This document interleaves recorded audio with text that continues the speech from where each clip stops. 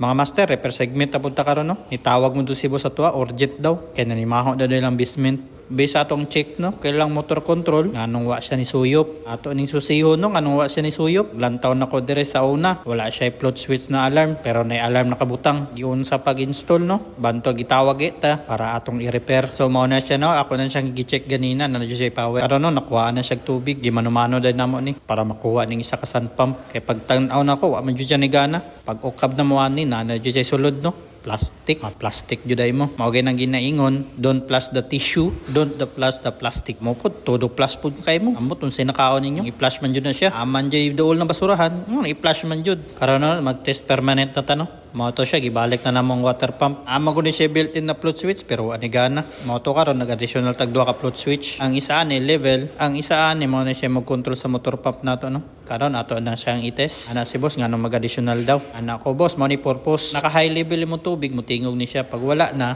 mawala pa yung tingog no tong ilang senaryo dapat mo tingog to siya ay napuno ng tubig wa jud siya ni tingog no guba day lang float switch wala na tubig mapalong ra po ni siya ang kanang isa ka float switch no mao na magpapagana sa tong motor puno ng tubig base ang level mo pump na siya tapos pag wala na tubig alternate ni siya alternation din ni siya kung napuno na ba siya balik ang tubig ang isa ka pump naman siya ang mugana mao na ang purpose sa duha ka float switch ug karon successful jud atong repair unta napud mo nakuha na idea no di jud mag-flush og tissue di jud mag-flush og plastic mao jud na mahitabo ug mao ra to salamat.